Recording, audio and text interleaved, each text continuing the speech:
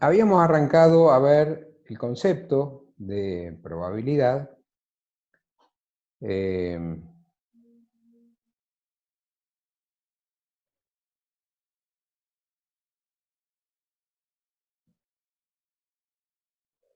Y habíamos dicho que la probabilidad es la posibilidad de que un evento suceda. Y de alguna manera cuantifica esa posibilidad de que un determinado evento suceda. Y eso es la gran utilidad del estudio de probabilidades.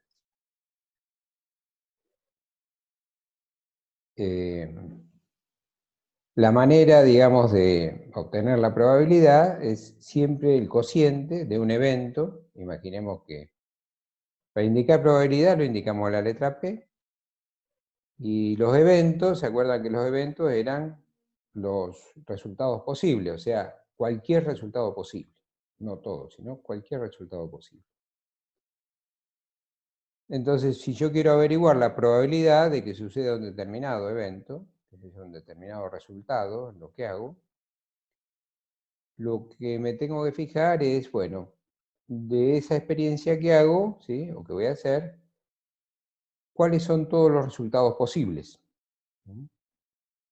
que haya en esa, en esa posibilidad, en esa búsqueda, digamos? Y diferenciar lo que son los resultados favorables, que serían justamente los que cumplen con la condición del evento.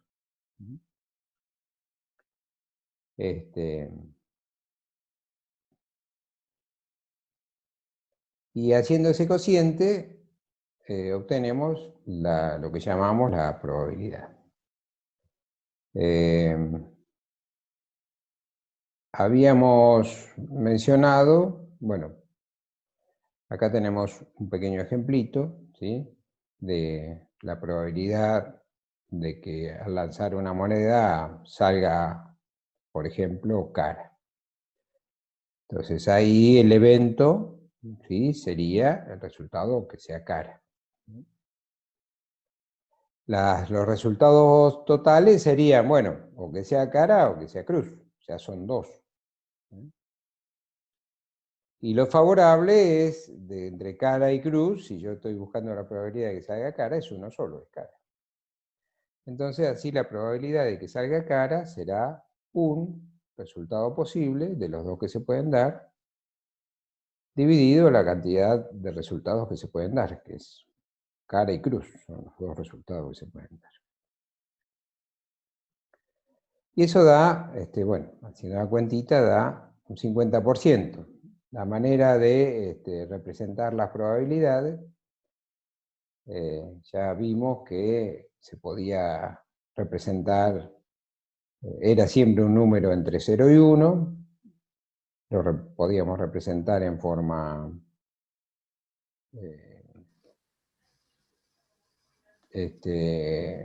como fracción,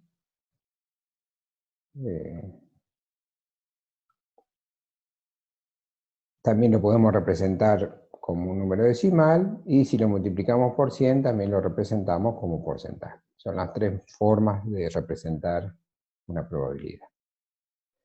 Vimos que cuando la probabilidad daba un valor 0, ¿sí? Que son 0 y 1 eran los extremos, significa que ese evento, la probabilidad de que ocurra ese evento es 0, o sea que es imposible que ocurra, nunca va a ocurrir.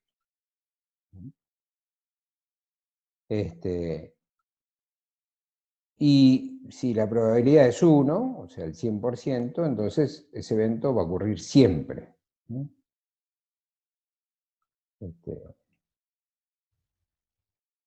Y entre esos dos valores tenemos toda la gama, digamos, de probabilidades. Un medio, una probabilidad de un medio representa, por ejemplo, la del 50%.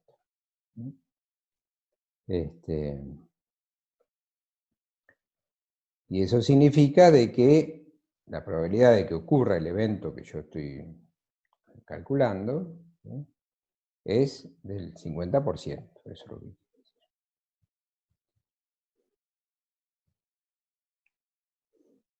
cuando los valores superan el 50%, entonces empieza a ser más probable que ocurra. Y cuando bajan del 50%, ya se empiezan a hacer cada vez más improbables.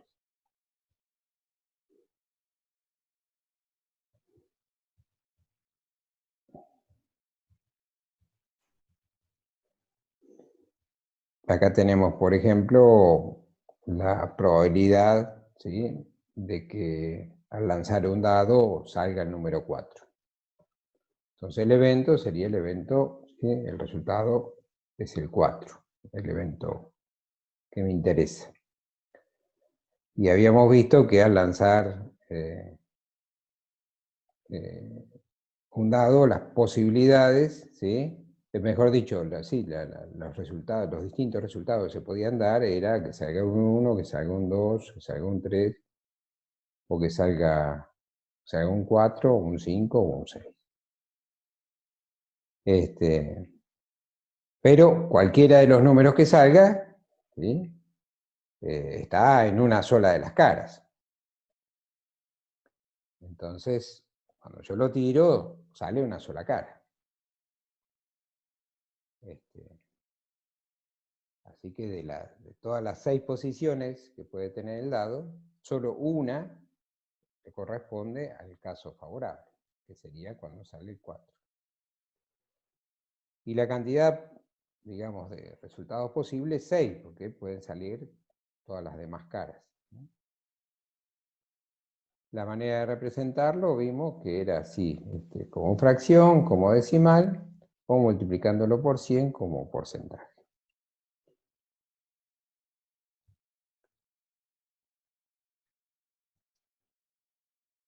También vimos que si sumábamos todos los eventos individuales, por ejemplo, la probabilidad de que salga un 1, la que salga un 2, la que salga un 3, la que salga un 4, la que salga un 5, la que salga un 6, si sumamos todas esas probabilidades, que por supuesto son todas iguales, porque solamente hay un número, una sola vez está cada uno de los números en el lado,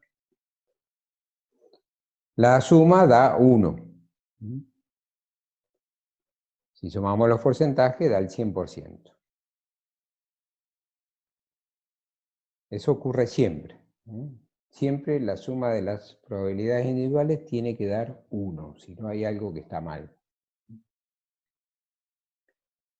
Bueno, y vimos ahí un ejemplito para hacer el cálculo de probabilidades, diciendo que, bueno, hay alguien que compra 8 boletos de lotería o de una rifa, y la rifa tiene 500 boletos en total.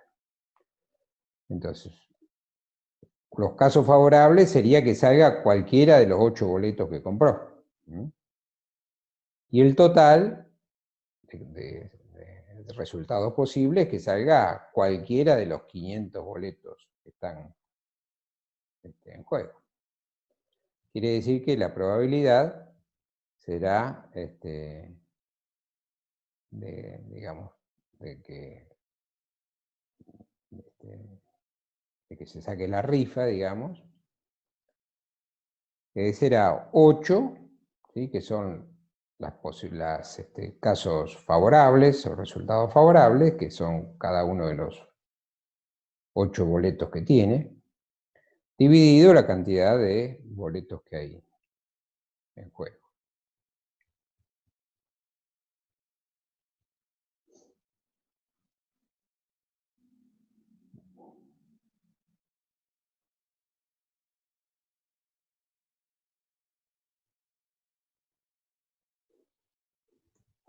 Y el último problemita que habíamos visto en ese videíto era este problemita donde decía que, bueno, hay 30 estudiantes y de esos 30, 23 son mujeres. Entonces la pregunta era, bueno, ¿cuál es la probabilidad de que esos estudiantes, y al elegir uno al azar,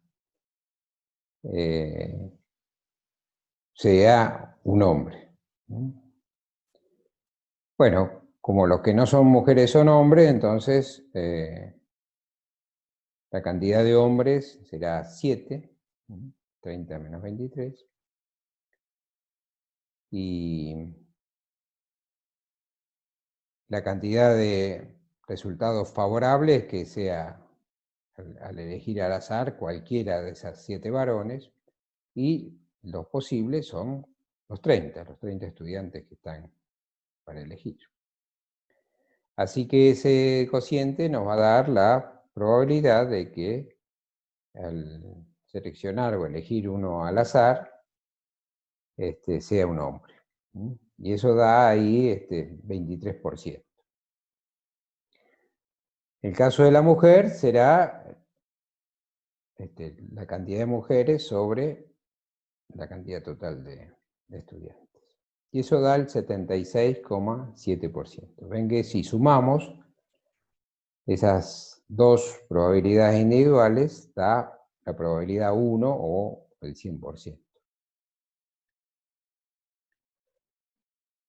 Y acá nos podemos adelantar un poquito, ¿sí? Lo que vamos a ver más adelante, que si uno quisiera saber la probabilidad, no que salga hombre nada más o que salga mujer nada más, sino la probabilidad de que salga hombre o mujer. Y bueno, seguro que al elegir uno va a salir hombre o mujer. Quiere decir que la probabilidad es 1, es total, es el 100%. Y eso surge justamente de sumar estas probabilidades. Si uno suma la probabilidad de que sea hombre más la probabilidad de que sea mujer, da ese valor. Y eso muestra de que cuando yo quiero que salga una cosa o la otra, las probabilidades individuales se suman. O sea, esas probabilidades que ocurra cada uno de esos eventos se suman.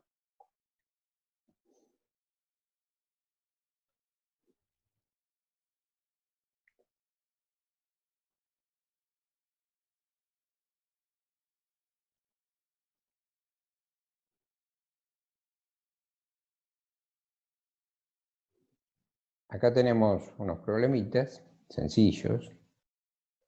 Dice, al lanzar una vez un dado de 6 caras, ¿cuál es la probabilidad de sacar un número par? Y después, ¿cuál es la probabilidad de sacar un número impar? Bueno, de 1 a 6 la cantidad de números pares son 3, 2, 4 y 6. O sea, son 3 caras, de un total de 6 caras distintas.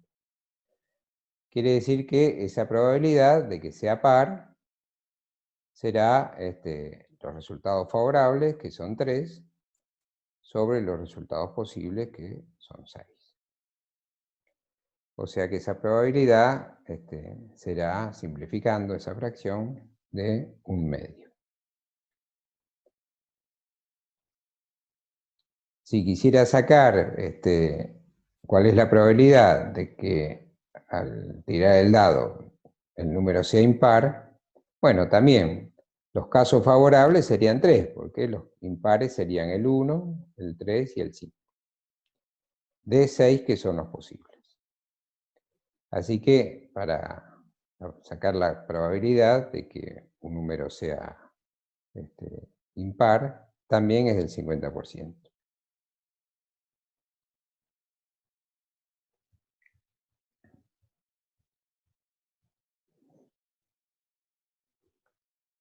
Como se ve, la suma de las probabilidades da 1. Siempre se cumple eso.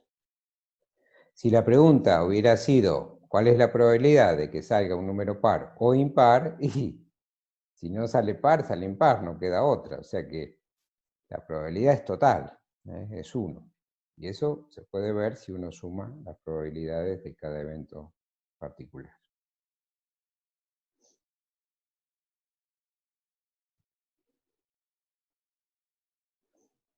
Otro problemita dice, al lanzar una vez un dado de 6 caras, ¿cuál es la probabilidad de sacar un número menor que 5?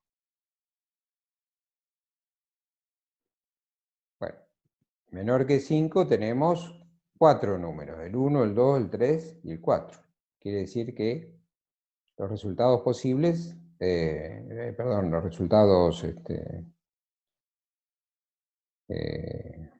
que yo estoy buscando, o favorables, son 4. Y la cantidad de resultados posibles, como seguimos con el dado, son 6. O sea que esa probabilidad de sacar un número menor que 5 será 4/6. Simplificando, ahí será 2/3. O escribiéndolo en forma decimal, 0,667. O en forma de porcentaje, el 66,7%. Y que un número, la probabilidad de que salga un número igual o mayor que 5, bueno, los que cumplen con esa condición es que sea 5 o que sea 6. O sea, los resultados favorables son 2, de un total de 6. O sea que en ese caso, la probabilidad de que al lanzar un dado el número que salga sea mayor o igual que 5 es 2/3, o sea, simplificándolo 2/6, simplificándolo 1/3, o sea, un 33% de probabilidad. ¿Me siguen hasta ahí?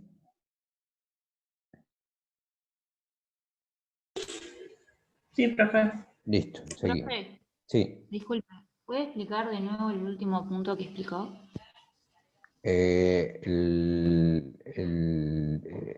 de lanzar Sí, o un... sea, esto es lo que recién acaba de explicar. Sí, cómo no.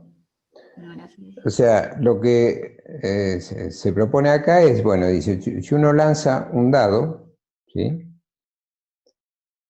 ¿Cuál es la probabilidad de sacar un número menor que 5? Entonces, para el cálculo de probabilidad, lo que uno tiene que hacer es buscar, por un lado, de todos los resultados posibles. Y cuando yo lanzo un dado, los resultados posibles, ¿sí?, son 6. O sale un 1, o sale un 2, un 3, un 4, un 5, un 6. Ahora, la probabilidad de que sea un número menor que 5, ya la cantidad de resultados que cumplan esa condición ya no son 6. Y la cantidad de resultados, digamos, que cumplen esa condición son que sea o un 1, o un 2, o un 3, o un 4. Quiere decir que la cantidad de resultados favorables son 4, o exitosos, digamos. Si sale un 5 y un 6, no, porque yo estoy buscando la probabilidad de que sea menor que 5. Entonces el cociente será 4, que es la cantidad de resultados favorables, sobre 6, que es la cantidad total de resultados. Y en el caso de que quiera calcular la probabilidad, no de que sea menor que 5, sino de que sea mayor o igual que 5, Ah, ahí está. En esa parte me había perdido, listo. quiere decir que puede ser 5 también, porque es mayor o igual que 5. Y puede ser 6, porque el 6 es mayor que 5. Quiere decir que los favorables serían 2. Sería que salga un 5 o que salga un 6. Cualquiera de los otros 4 que salga no serían los otros favorables. Y el total de casos posibles sigue siendo 6, porque el dado sigue teniendo 6 caras distintas. Entonces, haciendo el cociente nos da eso, 33% de probabilidad.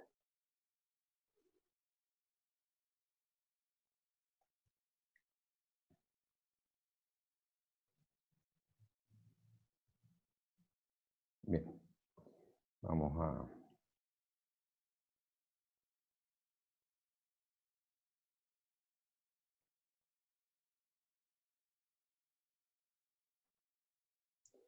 Hay un concepto que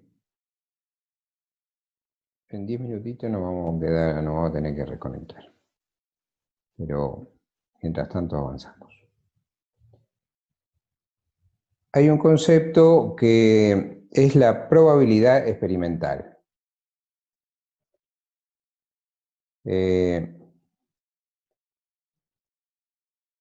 Y la probabilidad experimental es la que surge de hacer las experiencias.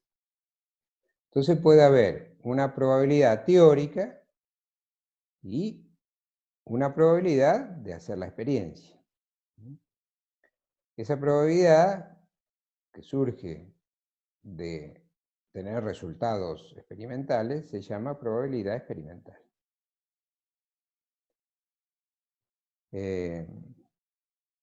Y se calcula en base justamente a los resultados. Si yo no hago las experiencias, no puedo sacar la probabilidad experimental. Salvo que haya antecedentes de gente que lo haya hecho antes y me dé esa información. Por ejemplo, en el caso de la probabilidad de que al lanzar una moneda sea cara, es un medio, porque de los dos resultados posibles, que es cara o cruz, uno solo es digamos, el favorable para que sea cara. Entonces, bueno, es 1 dividido 2 que da 50%. Lo mismo si quisiera calcular la probabilidad teórica de que al lanzar una moneda el resultado sea, o sea, salga cruz. Pero podría agarrar y empezar a lanzar una moneda en forma experimental. Y empezar a notar las veces que sale cara y las veces que sale cruz. Imagínense que hacen eso. Y tiran la moneda 20 veces. Y de esas 20 veces, 8 salieron cara y 12 salieron cruz. Entonces, ya ahí la probabilidad de que salga cara, ¿sí? La experimental, la probabilidad experimental que sea cara, si vuelvo a sacar otra, si vuelvo a tirar la moneda, es de 8 sobre 20, ¿eh? En base a las experiencias realizadas. En cambio, la probabilidad de que al lanzar otra vez la moneda, la probabilidad experimental de que al lanzar otra vez la moneda sea cruz, será de 12 sobre 20. Porque resultaron 12 resultados favorables de 20 pruebas que se hicieron. Entonces, ahí se ve de que la probabilidad experimental, para el caso de que sea cara, ya no es el 50% como la teórica. Ya da 40%. Y de que salga cruz, 60%. O sea, tampoco da 50% como la teórica. Quiere decir que no siempre la probabilidad experimental termina resultando igual a la probabilidad teórica. De todos modos, si uno realizara esta prueba infinitas veces, seguramente, y por supuesto la moneda no está cargada, es absolutamente simétrica, está bien balanceada, entonces a la larga, cuando las pruebas son muy grandes, es probable de que esa probabilidad experimental se arrime a la teórica. Pero, ¿quién dice que la moneda que estoy lanzando cumple con todas esas condiciones? Que esté bien balanceada, que no esté cargada, que no pese más de un lado que del otro, etc. Entonces, una cosa es lo teórico y otra cosa es la realidad. ¿Se entiende entonces cuál es lo que llamamos probabilidad experimental? Sí, profe. Acá hay un problemita. Dice que, bueno, una mujer tiene 5 bolitas de 5 colores diferentes. Perdón, sí. Y dice con la misma cantidad de bolitas por color. O sea que tiene la misma cantidad de bolitas por cada color. O sea que si tiene 5 colores, hay una de cada color. Y dice que ella escoge una bolita al azar y la devuelve al recipiente. en 20 ocasiones. Ese es el experimento que ella hace. Esto es para poder calcular la probabilidad experimental. Bien, y ahora va a mostrar la tabla, digamos, de los resultados que obtuvo al tirarla, al tirarla no, al elegir al azar, ¿sí? Hacer la experiencia esa 20 veces. O sea, meter la mano en la bolsa, sacar una canica, ¿sí? y anotar el color que sale. Volver a ponerla en la bolsa, sacar otra canica, otra bolita y ver qué color salió. Y así hace eso 20 veces. Y entonces pregunta, ¿cuál es la probabilidad de sacar cada color, la teórica, y cuál es la experimental? De sacar un color en particular. O sacar cada color, porque seguramente en la experimental cada color tendrá una probabilidad distinta. Porque por algún motivo que desconocemos, bueno, puede haber una bolita más pesada que la otra, que siempre se vaya abajo, y cuando uno manotee esa le cueste salir, o cosas así. Entonces, a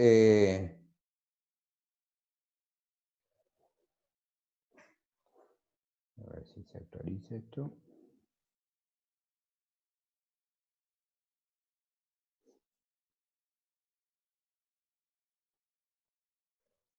Entonces, la probabilidad de que sea uno de esos colores, cualquiera, la probabilidad de que sea rojo, ¿sí?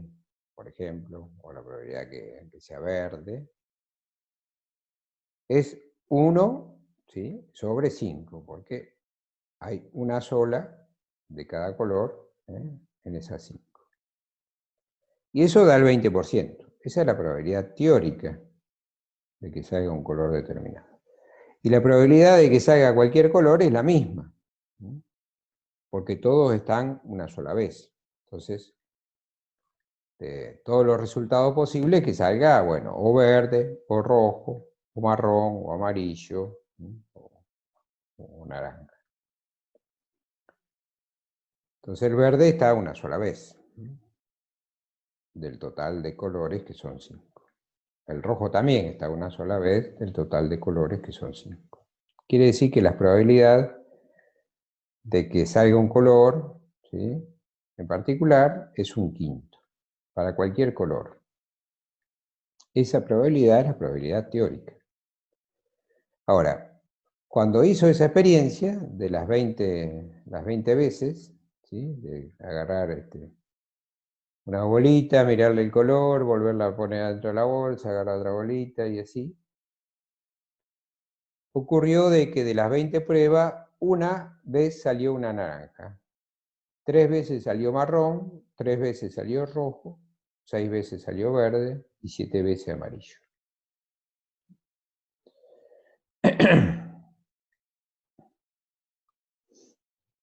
Entonces, la probabilidad experimental que salga naranja será 1, porque salió una sola vez en esas 20 pruebas, dividido 20, que fueron las posibilidades, digamos, de sacar naranja, o la cantidad de experiencias que realizó. O sea, salió una en 20, quiere decir que es un 5% de probabilidades.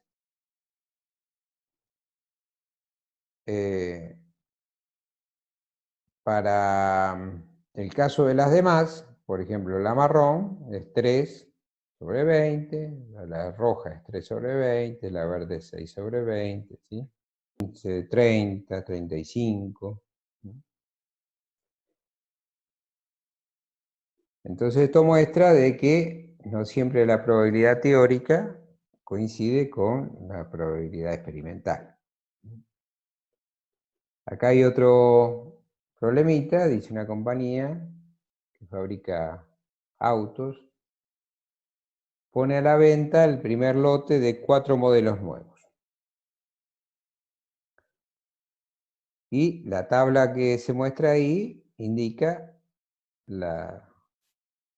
la cantidad de ventas que hubo de cada uno de esos modelos. Entonces, si uno quiere sacar la probabilidad teórica, y uno no distingue entre un modelo y otro. Entonces, piensa de que, bueno, de que es lo mismo que elija un modelo u otro. Pero eso si fuese al azar, pero cuando uno elige un modelo de un auto, no lo elige al azar. Y entonces, las probabilidades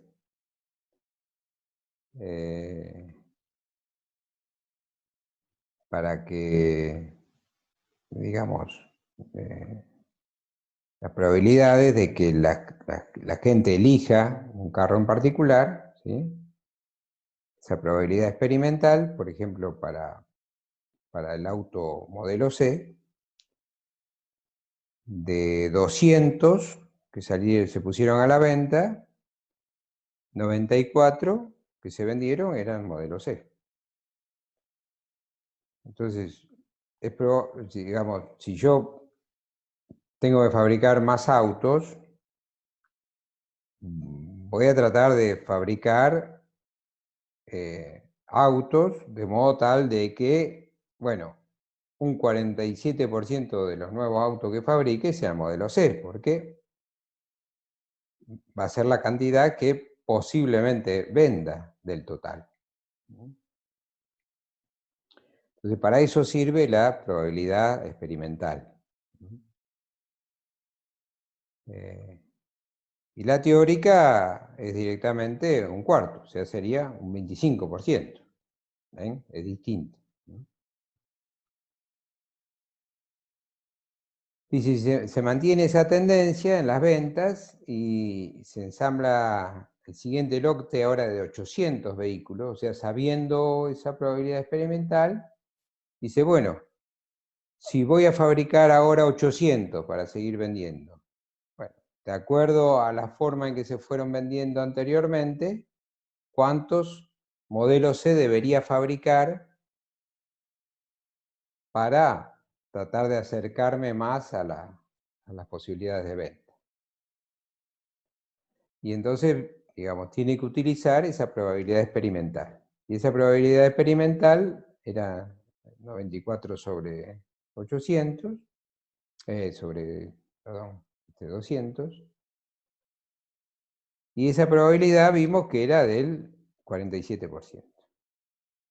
Para calcular ahora la cantidad de autos que debería fabricar de ese modelo, si voy a fabricar en total 800 vehículos más, será el 47% de esos 800 vehículos que voy a fabricar tendrán que ser el modelo C. Porque es muy posible de que me compren esa cantidad de modelos C. Entonces la pregunta que se hace, bueno, ¿cuántos son? Yo que tengo que fabricar en empleado, bueno, ¿cuántos tengo que fabricar modelos C? Y entonces eso se calcula de esa forma, un porcentaje de un valor se calcula multiplicando ese porcentaje dividido 100, o directamente la probabilidad, que es 0,47, por la cantidad. En ese caso da 376 carros. O sea que si va a fabricar 800 carros más, 376 los debería fabricar modelo C para, digamos que después no le queden de clavo, ¿sí? Porque es más o menos el porcentaje que se vende de ese modelo.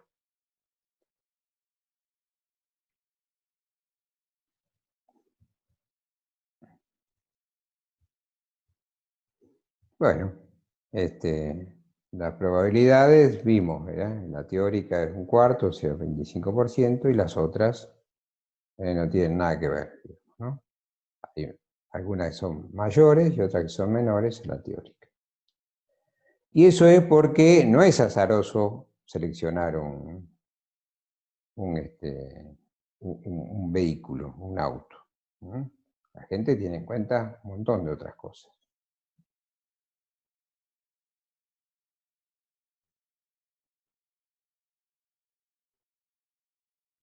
Bien, y veamos este último rapidito. Dice, Pedro tiene una bolsa con 10 cubos azules. 10 azules, rojos y amarillos. O sea, en total son 10. Hace experimentos para predecir cuántos cubos hay de cada color. Entonces, primero saca uno verde. ¿Sí? O sea, saca así al azar, ¿sí? Saca verde. Lo vuelve a poner. Y saca otro y sale amarillo. Y lo vuelve a poner. Y saca otra vez otro y le da otra vez amarillo. Y lo vuelve a poner. Quiere decir de que de 3 experiencias que hizo, uno salió verde y 2 veces salieron amarillo. De un total de 3 veces que repitió la experiencia.